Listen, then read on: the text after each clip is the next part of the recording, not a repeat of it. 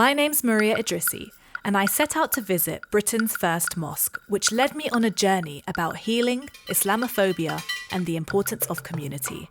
There's around 1,500 mosques in Britain, and as a British Muslim, I was interested to know how Islam arrived and spread. Join me on a discovery to learn more about the man behind Britain's first mosque. Allahu Akbar, Allahu Akbar. There's around 4 million Muslims in Britain today, and 1,700 mosques to serve the community. Ashhadu an la ilaha illallah.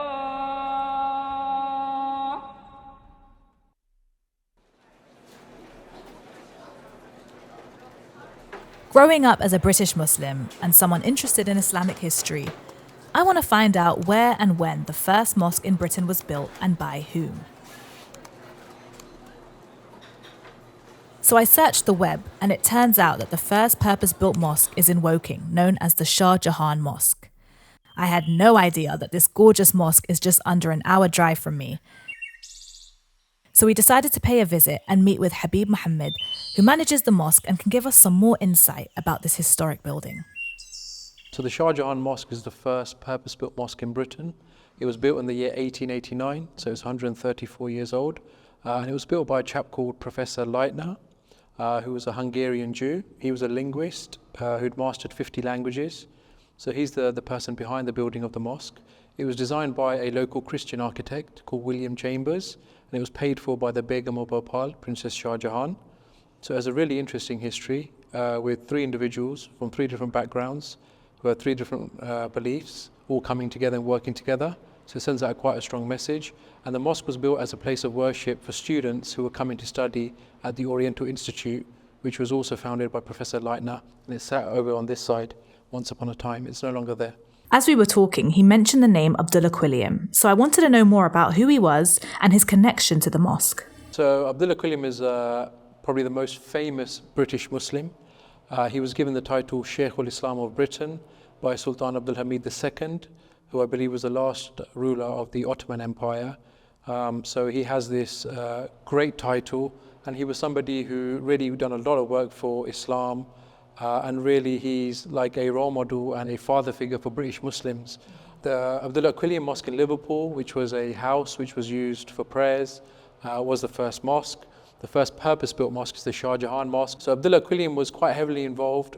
He would visit the mosque here, he would deliver sermons, he would do the roles of the Imam.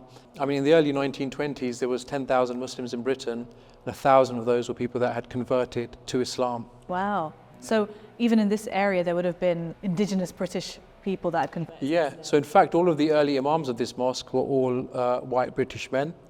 So the likes of William Burchell Pickard, Mohammed Marmaduke Picton was also here. So all of the early Imams of this mosque were all indigenous to Great Britain. A big misconception that Islam came to these shores via economical migrants from the subcontinent in the 60s and 70s, when in fact actually it was people indigenous to the land that were actually promoting, propagating, and were key figures within the faith. And Abdullah Quilliam, Mohammed Marmaduke Picton, Lord Headley, there's a long list. And these are all key figures, and they're very important for us to know about them and learn about them as British Muslims. A lot of Muslims have sort of like a British Muslim identity crisis. So I think these figures are really important for them to actually learn about the history and heritage. Yeah. After my conversation with Habib, I was so intrigued about Sheikh Abdullah Quilliam's story, so we decided to head to Liverpool and visit his mosque. Interestingly, although the two were built by different people, they were both built the same year of 1889. I'm meeting with Mu'min Khan, who's the chief executive at the Abdullah Quilliam Society, to learn more about his mosque and Quilliam's story behind it. There were many people that did become Muslims before Quilliam, but nobody rocked the boat except Quilliam, who was vocal, who was actually a visionary, and who literally built the extension of the first mosque. Yeah. And literally who was a practicing Muslim. An active Muslim, An yes. active Muslim. He was such a good orator and a speaker. He taught Islam just through his actions, which again, when you learn it through that way, you realize it's all very logical and rational. A lot of the stuff that we practice just makes sense. Yeah, he wasn't forced down your throat saying, Yeah. "No, I'm going to do this, you're going to do that." One of the greatest things that he did is he opened an orphanage. So he not only was a great Muslim preacher and servant of Allah subhanahu wa ta'ala, but he was also doing a great humanitarian work for the sake of Allah. We are now in the extended part of the first mosque. And what the hall you see here, on a Friday, we have about 1,500 people coming in. And this is where the Imam delivers the khutbah from.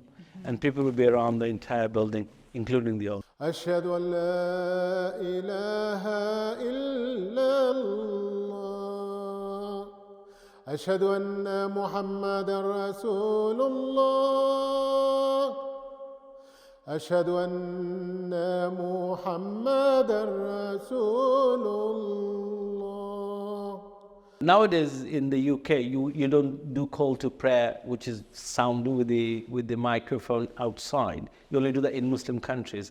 But in Abdullah Quliam's times, he would have the muazzin standing here, opening the window, and they'll do call to prayer direct so people can hear them. Wow. At some points, there would be 200 to 300 people outside the gate throwing cow's dung, snowballs, or stones, and saying, "You can put your head anywhere else, but not in here."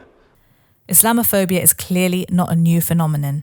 Truly, its roots trace back to the time of the Prophet Muhammad, peace be upon him, when he and his followers were tortured, boycotted, and exiled out of their own cities for spreading the message of monotheism. This journey started off initially to discover Britain's first mosque, but led into a much more complex story about a Jew, a Christian, and a Muslim coming together to build the first purpose-built mosque, the Shah Jahan. That led us to learning about Abdullah Quliam's mosque in Liverpool, and a man's story of healing and self-discovery through accepting Islam in Morocco in 1882.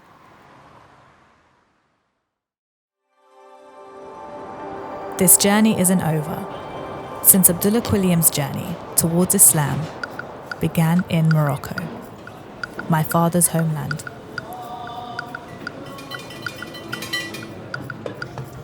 I want to know what inspired him out there to convert. I want to know what physical sickness he sought healing from.